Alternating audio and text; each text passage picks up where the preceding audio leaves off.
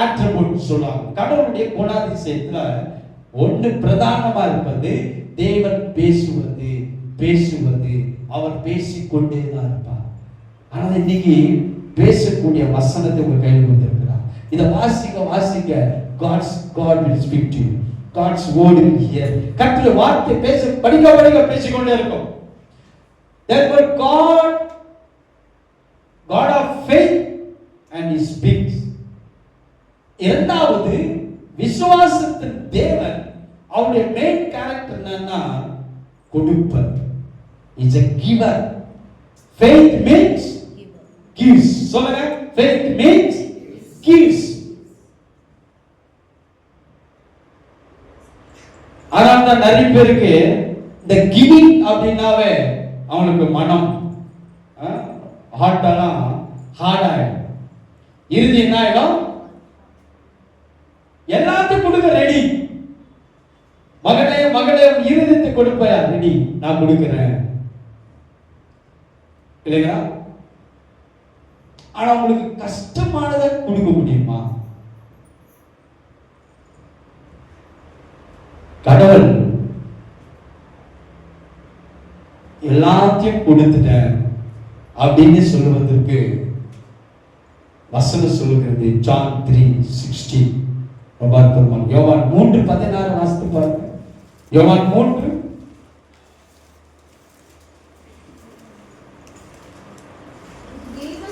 தேவன் தம்முடைய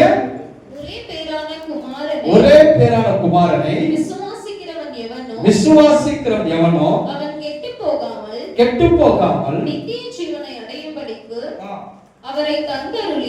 அவரை தந்தருளி இவ்வளவாய் உலகத்தில் அன்பு கூர்ந்தார். இப்போ கடவுள் உங்களை லவ் பண்றார் அப்படின்னா சொல்லிக்கிட்டே இல்ல God's love, I love so much, I love அப்படி சொன்னாரு.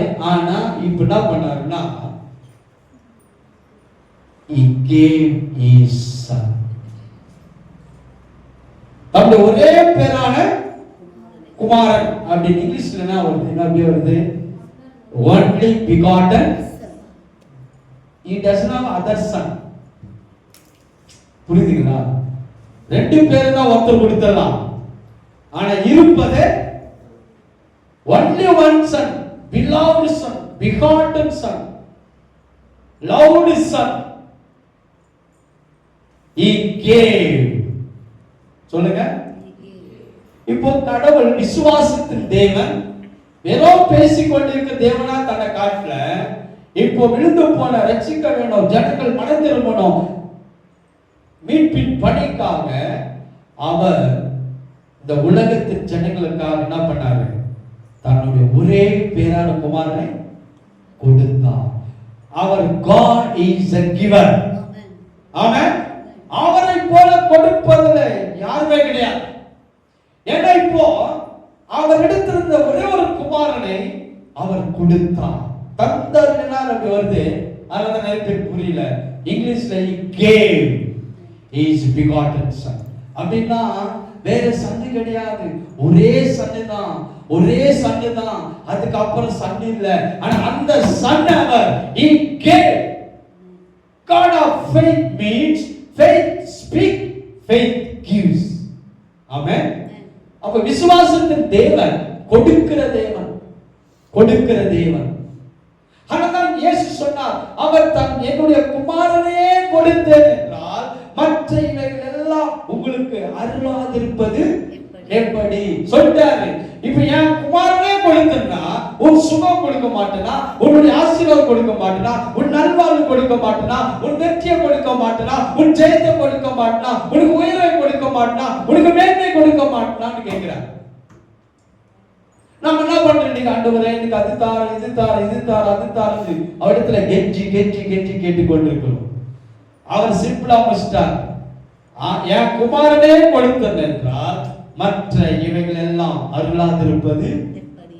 Matthew 5, 6, 7, 8, 9 அதுல ஒரு பெரிய நீண்ட பிரசங்கம் பண்ணி கொண்டிருக்கிறார்.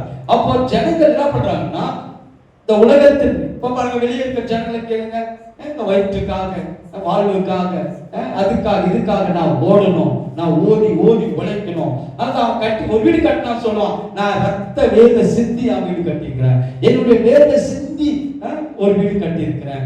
அது கிடையாது. உன் ரத்தம் உன் வேதெல்லாம் கிடையாது. ஏன்னா அது அவனுடைய தியாலஜி, அவனுடைய பிலாசபி.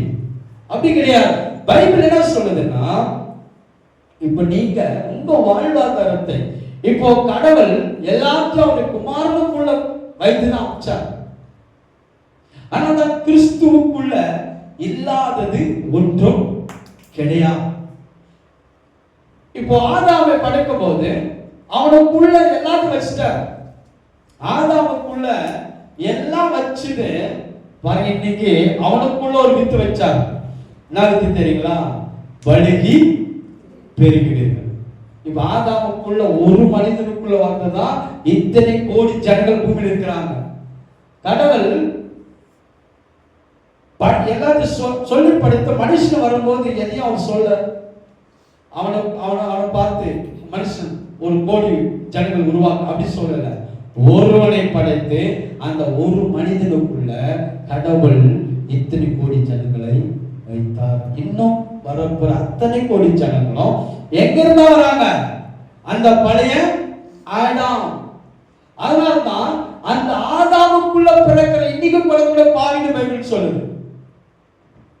இப்போ ஒரு குழந்தை பிறகுதுன்னா அது யாரு வித்து? விழுந்து போன ஆதாமு வித்து. புரியுதுங்களா? அதனால நீங்க கிறிஸ்துவுக்குள்ள வந்தா மறுபடியும் பிறக்க வேண்டும். You have to born again. மறுபடியும் பிறக்கிறது தான் மறுபடியும் புதிய ஆதாம், இரண்டாவது ஆதாமுக்குள்ள இருக்கிறீங்க. பிறக்கலன்னா அந்த பழைய ஆதாமுக்குள்ள தான் இருக்கிறீங்க. பழைய ஆதாமுக்குள்ள எல்லாம் போயிட்டாலும் பிசாசு எடுத்துட்டான். ஆனா இந்த இனப்பெருக்கம், ஜனப்பெருக்கம், இந்த பெருக்கம் மாத்திரம் வந்து கொண்டே இருக்குது. அதான் God gives. இப்ப ஆதாம் கொடுத்திருக்கானா? பழைய ஆதாம் கொடுத்திருக்கானா? கொடுத்துட்டே இருக்கிறான். அனைவரும் ஜனங்கள் பெருகி கொண்டே இருக்கிறார். சந்ததி சந்ததி. அப்ப ஜனங்கள் பெருகிக் கொண்டே இருக்கிறார்கள். இது அந்த ஆதாமுக்குள்ள வந்த. ஆனாதான் பைபிள் சொல்லுது, என் தாய் கருவுருவாக்குன்னு. நான் பாவத்தில் ஒரு மனுஷன் அவன் பாவம் செய்யாம இருந்தாலும் பைபிள் சொல்லுது இஸ் a sinner. ஏன்னா அவன் பழைய ஆதாமுக்குள்ள இருந்து பிறக்கிறான். இப்ப புதிய ஆதாமுக்குள்ள வரணும்னா மறுபடியும் அதான் நிறைய கிறிஸ்துவுக்கு அந்த பழைய நேச்சர், அந்த பழைய நேச்சர்ல ஒரு ஆயிரம் இருந்தாலும் இந்த கிவிங்னு வரும்போது அவங்களுக்கு ரொம்ப ஹார்ட் ஆகும். இப்ப கிவிங் நான் இங்க வந்து ஸ்டார்ட் பண்ணதுல இந்த கிவிங் பத்தி கொஞ்சம் பேச பேச சில ஃபேமிலி விட்டு போயிட்டாங்க, நிறைய பேர் விட்டு போயிட்டாங்க. ஏன்னா கிவிங் அவங்களுக்கு என்ன ஆகுது? ஹார்ட் ஆகுது. இப்போ கிவிங்ல எது உங்களுக்கு ஹார்டு? கொடுப்பதுல ஒரு மணி நேரம் ஒரு நேரம் வந்து ஜாப் பண்ணீங்கன்னா நீங்க தாராளம் வந்து ஜெயிப்பீங்க. வாரம் மாசம் வந்து சாப்பாடு கொண்டு வந்து சாப்பாடு கொண்டு வருவீங்க, எல்லாம் செய்வீங்க. கிவிங்ல ஹார்ட் எங்கன்னா உங்க பணத்தை எடுங்க, அப்பதான் ஹார்ட் கொஞ்சம் என்னாகும்? ஃபாஸ்டா. ஏன்? ஏன்னா மற்ற எல்லாத்தையும் காட்டிலும் நீங்க அதிகமா நேசிக்கிறது எது? பணம், மணி. ஆனால் பணத்தின் ஆசை, the love of money is all root of evil. பணம் அது சொல்ல நிறைய பேர் பண ஆசைன்னு சொல்லிட்டான். பணத்தின் மேல் இருக்கிற ஆசை, பணம் ஆசை, பணம் வேணும். பணம் இல்லைன்னு நீங்க வந்திருப்பீங்களா? டூல வந்திருப்பீங்க, ஏதோ ஒன்று வந்திருக்கீங்க. ஆனால் அந்த பணம் நம்மளை விட்டு போயிடும். அதான் உங்களை இறுக்கி பிடிக்கும், அதான் உங்களை ஸ்ட்ராங்கா பிடிக்கும். ஆனால் உங்களுக்கு ரிலீஸ் பண்ண முடியாது. மற்ற எல்லாத்தையும் ஜனங்க கொடுத்துருவாங்க. ஆனா கடவுளோடு வரும்போது கடவுள் அவர் தன்னையே குமாரனை கொடுத்தார் அப்படின்னா அடுத்த ஒண்ணு கிடையாது. ஆனா இங்க ஜான் சாப்டர் வந்தீங்களா? ஜான் சாப்டர் ரொம்ப அருமையா இருக்கும். John chapter 1 verse 14. யோவான் 1:14 வாசிங்க. அந்த வார்த்தை மாம்சமாகி கிருபையினாலும் சத்தியத்தினாலும் நிறைந்தவராய் நமக்குள்ளே வாசம் பண்ணினார். அவருடைய மகிமையை கண்டோம். இப்போ சத்தியத்தின் கிருபையினாலும் சத்தியத்தினாலும் நிறைந்தவராய்.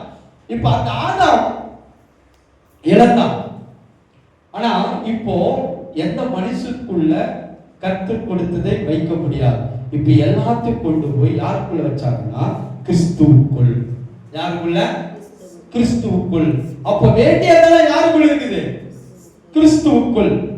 இப்போ கிறிஸ்து எங்க இருக்கிறாரு? எங்க இருக்காரு?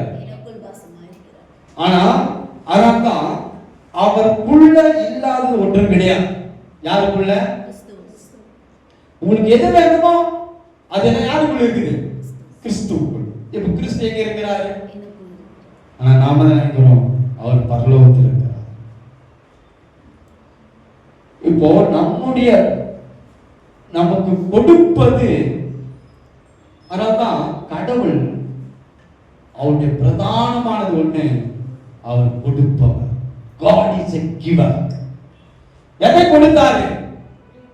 தன்னுடைய குமாரனை கொடுத்தார். அப்ப அதை கொடுத்தாருன்னா இதே சின்ன பாருங்க. ஆபிரகாமை வந்து கேட்கிறார். ஆபிரகாமுடைய ஸ்டோரி பாத்தீங்கன்னா ஆபிரகாம் வந்து கேட்கிறார் 22ஆம் அதிகாரம் ஆதியாகமம் ஜெனிசிஸ் சாப்டர் 22ல கொடுக்கிறார். குமாரனை எனக்கு கொடு. 22ல 2ஆம் வசனத்தை வாசிப்போம். அப்பொழுது அவர் உன் புத்திரனும் பாருங்க, கடவுளும் ஜீசஸ் பிதா ஜீசஸ் எப்படி சொன்னாரோ அதே எங்களை தான் இங்க சொல்றாரு. உன் புத்திரனும் உன் ஏகசுதனும் உன் ஏகசுதனும் உன் நேசகுமாரனும் உன் நேசகுமாரனாகிய ஈசாக்கை நீ இப்பொழுது அழைத்துக் கொண்டு மோரியா தேசத்துக்கு போய் அங்கே நான் உனக்கு குறிக்கும் மலைகள் ஒன்றின் மேல் அவனை தகன பலியாக பலியிடு என்றார். பாருங்க, இதே வசனத்தை இதேதான் ஆபிரகாம் கிட்ட கேட்கிறார். Your loved son, beloved son, begotten son. John 3:16 என்ன சொன்னாரு? அதேதான் இங்க ஆபிரகாம் சொல்றார். ஏன்னா ஆபிரகாமுக்கு இப்ப வேற குமாரன் கிடையாது. அவன் நேசிக்கிறவன், வாக்குத்தத்தத்தின் பிள்ளை, அவன் பிலோவ்டு சன். அவன் கர்த்தருடைய திட்டத்தை செய்ய போறான். 100 வயசுல ஈசாக்கு கொடுத்தான். இப்ப ஆண்டவர் வந்து கேட்கிறாரு, இந்த பிலோவ்டு, இந்த பிகாட்டன், இந்த லவ்டு ஒன் கிவ். ஏன்னா இப்போ வேற சண்டை கிடையாது. வேற சண்டை இப்ப 100 வயசு மேல ஆச்சு. இன்னும் எந்த ப்ராப்ளம் அவனுக்கு, இன்னும் குழந்தை பிறக்கிற, இதே ஒரு மிரக்கல் தான் கடவுள் அவனுக்கு கொடுத்தா. இப்போ கடவுள் கேட்கிறாரு, give Isaac. Give Isaac means ஈசாக்க அவன் அதிகமா நேசிக்கிறவன், அவன் அதிகமாய் ஈசாக்க பிடித்து வைத்திருக்கிறவன். ஆனா அந்த ஈசாக்க ஆண்டவர் கேட்கிறார். கடவுள் எப்பவுமே உங்களிடத்துல வந்து இன்னைக்கு கூட உங்க ஈசாக்க கேட்கிறார். ஆமென். யார் கேட்கிறாரு? உங்க ஈசாக்கு. உங்க ஈசாக்கு எது தெரியுமா? என் சம்பளம், என் வருமானம், என் உழைப்பு, என்னுடையது, என் பலன். அந்த நிறைய விசுவாசிகள் கேள்வி என்ன தெரியுங்களா? நான் கஷ்டப்பட்டு, நான் வேலை செஞ்சு, நான் உழைச்சு, நான் சம்பாதித்த நான் ஏன் இங்க கொடுக்கணும்? நிறைய விசுவாசிகள் கொஸ்டின். நிறைய பேர் சொல்லுங்க, நான் ஏன் கொடுக்கணும்? ஏன் கொடுக்கணும்னா அதுதான் உங்க ஈசா. யாரு? அதுதான் அவனுடைய ஈசா. ஈசாக்கு நீ என்ன பண்ணணும்? கொடுத்துதான் வேணும். அப்ப ஈசாக்கு ஒருவேளை அன்னைக்கு ஆபிரகாம் கொடுக்கலன்னா இன்னைக்கு அநேக ஈசாக்கு வந்து இருக்க முடியாது. இப்போ ஆண்டவர் ஈசாக்கு கொடுக்கணும்னா இப்ப ஆபிரகாமை அந்த வசனம் 1ல ஆரம்பிக்குது, சோதித்தார். உங்களுக்கு சோதனை ஒன்று வருதுன்னா, டெம்ப்டேஷன் வருதுன்னா, அது கிவிங்ல தான் வரும் இல்லைங்களா? faith gives, அப்புறம் unbelief don't gives. விசுவாசம் கொடுக்கும், அவிசுவாசம் கொடுக்காது. அப்ப அவிசுவாசமா இருந்த ஆபிரகாமை இல்ல விசுவாசமா இருக்கிற ஆபிரகாமை இப்ப சோதிக்கிறார். எப்படி வருது வசனம்? உன்னுடைய புத்திரனும் ஏகசூதனும் நேசகுமாரனும் loved beloved begotten the son give me. இப்போ அவனை ஈசாக்கு ஆண்டவர் கொடுக்கணும் அந்த நோக்கம் இல்ல. இப்போ அவனுக்குள்ள என்ன இருக்குது? அவன் இறுதி எப்படி இருக்குது? இப்போ 100 வயசுல ஆண்டவர் அவனுக்கு கொடுத்தார், 100 வயசுல ஈசா கொடுத்தார். இப்போ ஆபிரகாம் இருதயத்தை அல்லாஹ் சொல்லப்படுது, கர்த்தர் ஆபிரகாமை சோதித்தார். உங்க சோதனை வருதுன்னா உங்க சோதனை நல்லா புரிஞ்சுங்க. உங்க ஜெபத்துல உபவாசத்திற்கோ உங்களுடைய அதுக்கு கிடையாது, உங்க கிவிங்ல தான் சோதனை வரும். You are most tempted by your giving. Unfortunately, most of the Christians are failed in giving. அது எதனா பிடிக்கிறாங்க? இப்போ ஈசாக்கு ஆபிரகாமுக்கு ஏகசூதன், தன் ஒரே குமாரன்.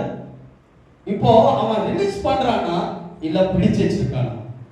ஆண்டவரே எனக்கு 100 வயசு ஆச்சு, இதே ஒரு பரக்கா கொடுத்தீங்க, இனி ஒரு குழந்தை வர முடியாது, நீங்க ஏன் கேக்குறீங்க அப்படின்னு அவன் சொல்லுவானா?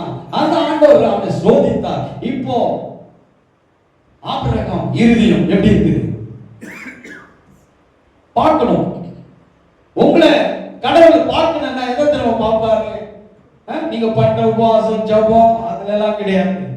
உங்களை பார்க்கணும்னா நீங்க யாரு உள்ளத்துல என்ன இருக்குதுன்னா, God sees always in your giving and மெயினா in your money. ஏன்னா தான் ஈசாக்கு உங்க பணம் தான் ஈசாக்கு. இது இருக்கிற பணம் போயிடுச்சுனா நமக்கு வேற வராது அப்படின்னு ஆபிரகாம் இது ஈசாக்கை பிடித்து வைக்கவில்லை. ஒருவேளை எப்படி இருப்பா அப்படின்னு தான் சோதித்தான். யாரு? ஆபிரகாம். இப்போ எல்லாம் ரெடி ஆயிட்டாங்க. பிள்ளை பலியிடணும்னா அதிகாலை எழுந்திருக்க முடியாது. பைபிள் சொல்லுது 2 நாள் பிரயாணம், அதிகாலை 2 டேஸ் போயிட்டான் சொல்லிட்டாரு. ஆனா நாம என்ன இருப்போம்னா இன்னொரு ஆண்டத்துல போய் கேட்போம், ஆண்டவரே வேற ஏதாவது ஆப்ஷன் இருக்குதா, வேற ஏதாவது. அதான் ஒரு பிலிவர் ஒரு சகோதரா பண்ணாரா, கொஞ்சம் சம்பளம் டைப் கொடுத்துனே இருந்தாரா, நீங்க சொல்லியிருப்பேன். அது ஸ்டோரியில ரெயிலா நடந்தது. அப்போ அவருக்கு ஜாஸ்தி வர ஒரு 2 lakhs 5 lakhs வரும்போது ஜாஸ்தி டைப் கொடுக்கணும். அப்பதான் பாஸ்டர் வந்து கேட்டாரா, இவ்வளவு டைப் கொடுக்கணும் இருக்குதா பைபிள்ல பாஸ்டர் அப்படின்னு. 10,000 வரும்போது 1000 ரூபாய் ஈஸியா கொடுத்துருவீங்க. அது 1 லட்சம் வரும்போது 1 லட்சம் வரும்போது டைப் கொடுத்து நிறைய பேருக்கு அப்பதான் அப்போ கொடுக்கணுமா கொஸ்டின். அந்த பாஸ்டர் சொன்னாரா 10,000 வந்துறியா எங்க வந்துடும் அப்படிதான். ஏன்னா அதான் இருதயம். இப்ப ஆபிரகாம் போய் செகண்ட் சான்ஸ் ஆண்டவரை கேட்கல, ஆண்டவரே நீங்க ஏதாவது ஒரு ஆப்ஷன் கொடுங்க, வேற ஏதாவது வழி நான் சொல்லுங்க, நான் பண்ணிடுறேன். இவன் ஈசாக்கு என் ஒரே ஒரு குமாரன் ஏகசூதன் என்னோட ஒரே புத்திரன் அப்படிலாம் அவன் கேட்கவே இல்லை. ஆண்டவர் சொல்லிட்டாருன்னா அதிகாலம் புறப்பட்டு 2 நாள் போயிட்டு மரியா மேல. இன்னும் சொல்ல போனா அவனை கட்டி ஈசாக்கு யார் தெரியுங்களா? ஒரு வாலிபன், சிறு பிள்ளை, மெச்சூர்ட் வாலிபன். ஆனா அவன் படுத்து அவன் கேட்கிறான், எல்லாம் ரெடியா இருக்குது, வேர் இஸ் தி லேம்ப். அப்போ ஆபிரகாம் சொன்னான், கர்த்தர் பார்த்துக்கொள்வார். இப்ப கட்டி அவன் அந்த பலிபீடத்துல வச்சு கைய வாங்கிட்டான். அப்ப எந்த அளவுக்கு அவன் விசுவாசத்தை இருந்திருப்பான் பாருங்க. கைய ஓங்கி 1 செகண்ட் சைலண்டா இருந்தா பிள்ளைய வெட்டியே இருப்பான், பலி செலுத்தே இருப்பான். அந்த அளவுக்கு அவன் விசுவாசத்துல வந்துவிட்டான். ஆனால் விசுவாசம் கொடுக்கும், அவிசுவாசம் கொடுக்காது. அதுக்கு ரீசன் சொல்லிக்கிட்டே இருக்கும். அந்த ரீசன் தான் என் பலன், என் உழைப்பு, என் வேர்வை, என் சொல். அந்த விசுவாசிக்கிறவர்கள் தேவன் யாருன்னா God of faith is gives. Faith always gives. ஆண்டவர் குமாரனை கொடுத்தார். இந்த சம்பவம் இயேசுவுக்கும் ஈசாக்கும், இயேசு ஈசாக் ஒண்ணுதான். இப்போ ஈசாக்க கொடுத்தான் அப்படின்னா அவன் இருந்த பெஸ்ட் அவன் கொடுத்தான். கர்த்தர் தன் குமாரனை கொடுத்தார் என்றால் தன்னிடத்தில் இருந்த பெஸ்ட் அவர் கொடுத்தார். உங்களுடைய பெஸ்ட் ஆண்டவர் கேட்கிறார். உங்க பெஸ்ட் என்ன தெரியுங்களா? உங்களுடைய மணி, உங்களுடைய பணம். அப்ப ஆண்டவர் அதை கொடுக்க சொல்லும் போதுதான் அது உங்களுடைய heart. Money is not a matter. கடவுளுக்கு நீ எவ்வளவு கொடுக்குற பணம் அதெல்லாம் இல்ல, அந்த பின்னாடி எது இருக்குது? உங்களுடைய ஹார்ட். ஆனால் பணம் என்பது, கிவிங் என்பது it's not a act of giving, it's an act of faith. act of faith. உள்ளவே விசுவாசம் இருந்தா ரிலீஸ் பண்ணும், கொடுக்கும். அவிசுவாசம் தான் பிடிக்கும். ஆபிரகாம் அவிசுவாசம் இருந்தா ஆண்டவரை போய் கேட்டிருப்பான், ஆண்டவரே கொஞ்சம் எக்ஸ்கியூஸ், ஏதாவது வேற வழி ஏதாவது இருக்குதா பாருங்க. ஆனா கர்த்தர் அப்படி இல்லை, ஆபிரகாம் அப்படி இல்லை. தன் கையை ஓங்கினான். ஏன்னா அவன் விசுவாசத்துல அவன் சொல்றான், இப்ப இந்த ஈசாக்கை நான் கொன்று போட்டாலும், பவுல் என்கிற ரோமர்ல, இந்த ஈசாக்கை நான் கொன்று போட்டாலும் அந்த சாம்பலில் இருந்து யார் வர முடியும்? அந்த அளவுக்கு அவன் விசுவாசத்துல வல்லவனானான். இப்ப இதுதானே என் பணம், என் பொருள், என் ஆஸ்தி, இது எல்லாம் கர்த்தருக்கு என்று நான் கொடுத்தாலும் அவர் என்னை பெருக வைக்க தேவன். அதுதான் தாவீது 40 வருஷம் அவனுக்கு யுத்தமே இல்லை. ராஜா ஆன பிறகு தாவீதுக்கு 40 years கிடையாது, யுத்தமே கிடையாது. ஆனா பைபிள் சொல்லுது அவன் ஏராளமான ஆஸ்தி, ஐஸ்வர்யம் எல்லாம் வெளியே போட்டு குவித்து வச்சான். இப்போ கடைசியா சொல்றான், நீங்க வாசிப்ப 29 நாளாகமும் அது சொல்றான், அவனை ஏன் சேர்த்தேன்னா, ஏன் சேர்த்த வசனத்தை வாசிங்க. இது லாங்கா போயிடுச்சு. Okay, no problem. 29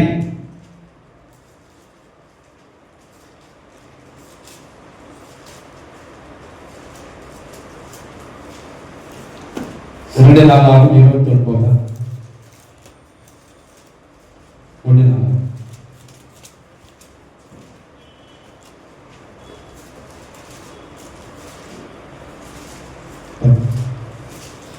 Thank you, Jesus.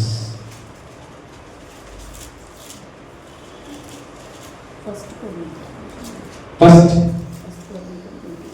29 or 9?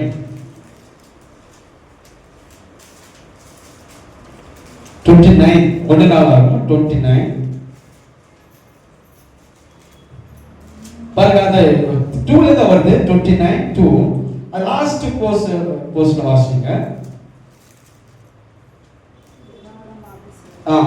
ஏராளமாய் விலையேற பெற்ற சகலவித ரத்தினங்களையும் வெண் கற்பாலங்களையும் கோமேதக முதலிய கற்களையும் ஏராளமாக ஏராளமாக சமர்ப்பித்து வைத்தேன். 3ஆம் வசனம், இன்னும் நான் தேவனுடைய ஆலயத்தின் மேல் நான் வைத்திருக்கிற வாஞ்சையினால் பரிசுத்த ஆலயத்துக்காக நான் சகோதரித்த அனைத்தையும் தவிர எனக்கு சொந்தமான பொன்னையும் வெள்ளியையும் தேவனுடைய ஆலயத்துக்கு என்று கொடுக்கிறேன்.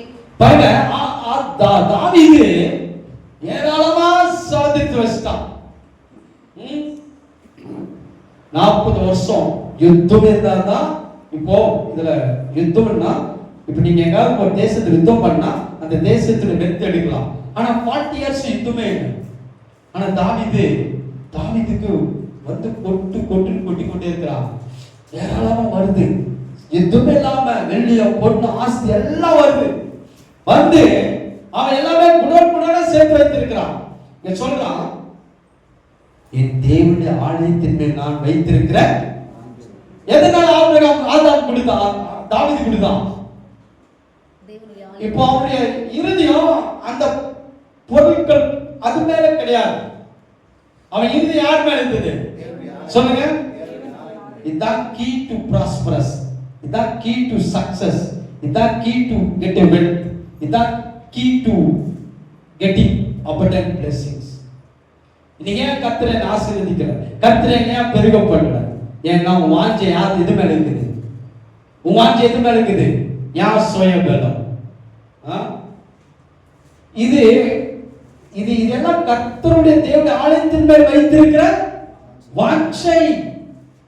இப்போ ஒரு விசுவாசி இங்க வந்தாதான் faith gives. விசுவாசிக்கிறவர்கள், நான் விசுவாசிக்கிறேன், நான் பரிசுத்தவான், நான் நீதிமான்.